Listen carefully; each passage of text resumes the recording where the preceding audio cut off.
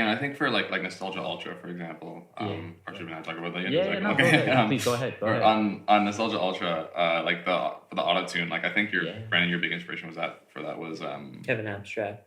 was it? Or what were you gonna say? I like America, America likes me. Oh, maybe the timing would work out, but I remember I was listening to American Boyfriend a lot, and you came over that one night, and I had that one. We were so in love. Oh yeah, you know you. And yeah, that whole time I was just thinking about Kevin Abstract. I pretty much just like I loved his like coming of age sort of approach to like the storytelling on that album and everything, and that's a super like loaded album in terms of the sounds. Like there are no songs that have like one instrument or two instruments at any point. It's always just like very concentrated and huge sounds.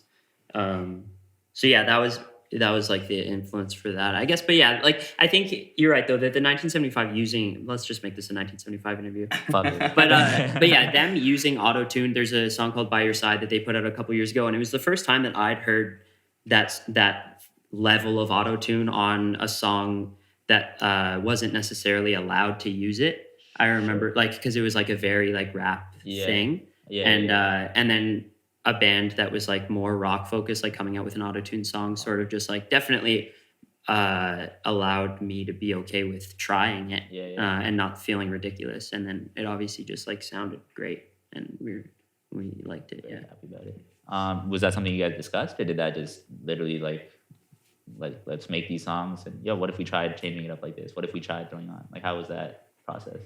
We just kind of like Danny was saying, we're all just kind of down for like if someone presents something that sounds good and then like we just want to make music that we like listening to. Like we couldn't stop listening to I Miss Summer while we were making it. At least I couldn't. Like I listened to it demos like on my way to work every day. Like I don't know, it's just like stuff like people would suggest really good ideas and I'd be like, yeah, it sounds good. I love this. It was never really just like I think like the continuity of it just comes through in like the themes and stuff. It doesn't need to be the same genre.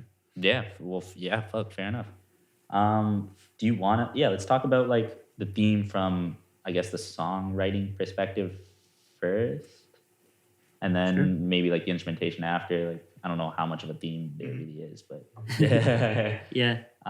like what was the inspiration? What was the thought process? If you want to get into that. I guess the very first song that I wrote was Nostalgia Ultra, and I remember it was in September of 2018, I guess, and it was the first year that I wasn't going back to school, and it was that time. It was like right after summer, and now just like still keeping on with a day job and not having like a next step. And I think I remember just like writing a lot then that I just was really uncertain of what I was supposed to be doing, because up until that point I always had this, well, you'll be going to grade 10 next, so like, and then suddenly just like you're done school and it's like everything's up to you now, like that, like go outside and grow your own thing from the song, like so I think that was like the central theme of just of not knowing what to do and being very scared that I'm going to make the wrong decision or that I missed my opportunity in some way to spend time with people that I care about or something like that, or so that was the first song, and that's sort of saying it out loud now, I guess, like that's all of it. Like that's I think that the songs take a different angle on that perspective as those months during the writing process wore on, like into last summer when we finished You're Okay, which was the last song and like didn't have lyrics for a while and everything. But yeah, it's all sort of just based around that time period of being sort of like 22 or 23 and not knowing what to do and being very scared of the fact that no one's telling me what to do. Super cool. Yeah. Super cool that you're willing to explore that. Super cool that you guys are willing to help you make that happen. Thanks. Yeah. Well, like we're all living it together too, right? Like, exactly. Pretty universal to be honest. Yeah, exactly. Yeah, like a lot of lines and stuff are drawn from like conversations and stuff, just like with us, and like we're always just like having friends and stuff. Yeah.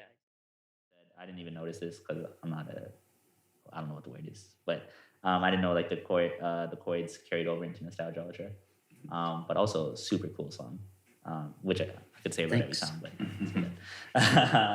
My favorite part about the Nostalgia Ultra was I don't even know what you'd call it, that like like kind of like reggae, that like weird bounce that comes in. Is that on the Latin chorus? beat. Latin. Yeah. I really go reggae down there. Where is that the chorus? Is that the bridge? What the fuck? What is that? Yeah, that's the chorus. Yeah. The chorus for sure. Yeah, cool. I believe it may or may not be Travis Scott drum kit again. Where? It's the Nike's drum sound. Yeah. Right. But yeah, I remember like writing, because like we had the verse drums down, Yeah. and then we were trying to figure out the chorus because I think when we were doing a demo of it, I just looped the drum beat. Yeah, to the chorus. yeah. I was like, this will be fine. I can play this for 4 minutes.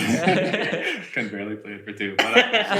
But yeah, I remember like trying to. I think the influence that we wanted to do was kind of like a beat, kind of similar to "Sorry" by Justin Bieber, Oh, and kind of like that, like cool, yeah. But Oh, yeah. I remember it always just when we did it on like when I tried to do it on an acoustic kit, it always just sounded lame. Like it always just sounded like I was just going doom, which like it's what it is, but also just it didn't have the same kind of Fair. like. I don't know what the word is, but it didn't kind vibe. of have the same effect. Yeah, the same vibe, exactly. Yeah. So It has like a bit of an otherworldly, like the chorus and the verse are very different. Yeah. From each other. Yeah. Every instrument changes and every like type of instrument changes. Like it's very electronic versus acoustic, and so I think that was like a really cool breakthrough to like separate those and use those drums. Yeah, I remember when I think it was at Danny's apartment when we first. You guys were. Yeah. We were just like messing around with like different possibilities of what it'd be, and Danny did it. He was like, is this too far? Have we like, is this something Have we that lost we our shouldn't minds? even like delve into? Like, are we Pitbull now essentially? Like just making reggae club tunes? The answer was yes. And it's like, yeah, okay, we're fine with it, and then just kind of went from there. Cool, man. Yeah. Are you excited to try to play? I'm so excited to hear this shit live.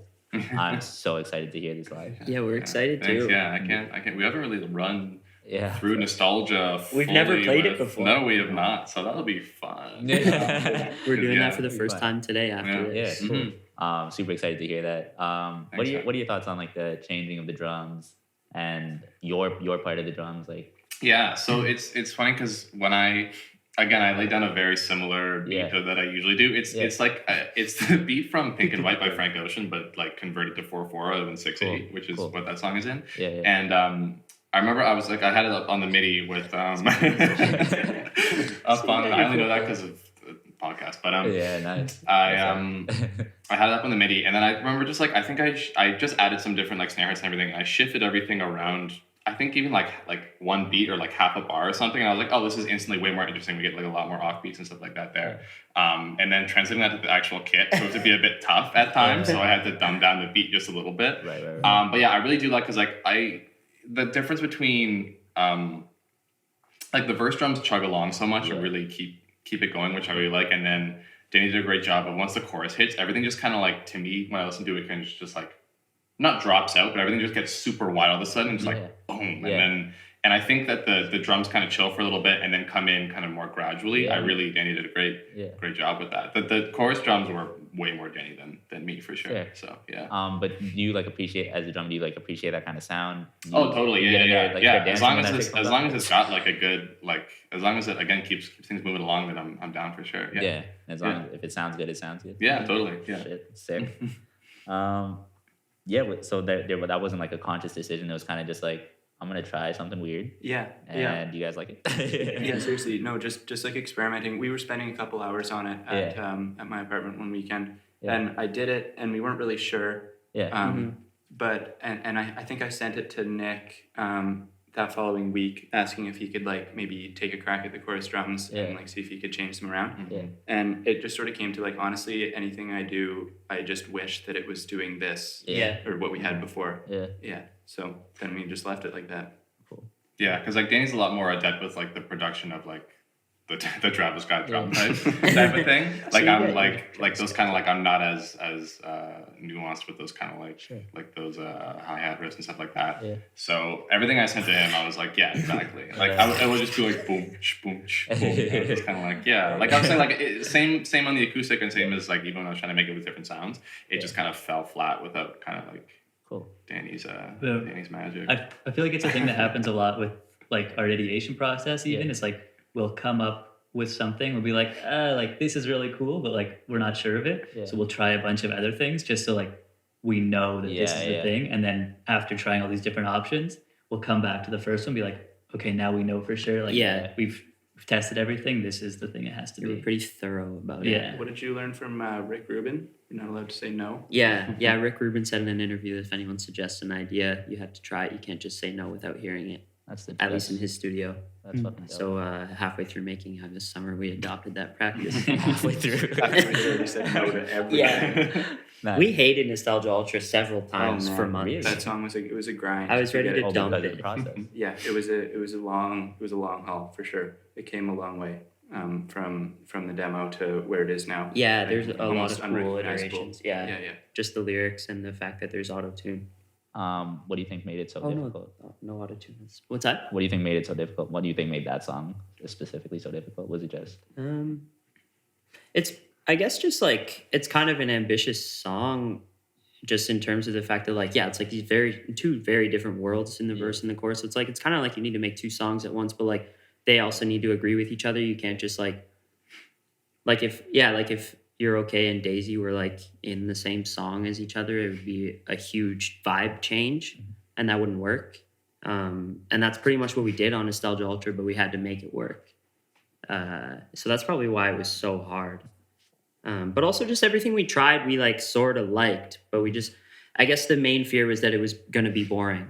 It's a bit of it's not even down tempo. I don't know why it was a risk that it would be boring, but we were always bored by it until we like found these little things like the Latin drum beat or like the auto tune, like so love, like that thing. Like as soon as I had that, I was like, okay, fine, I'll try more.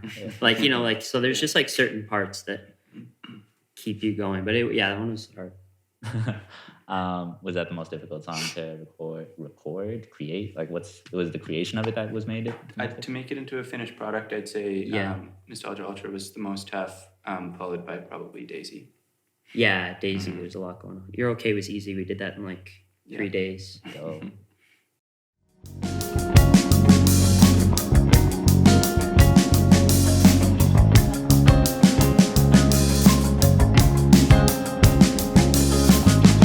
Chlorine in our head, snoring in our beds.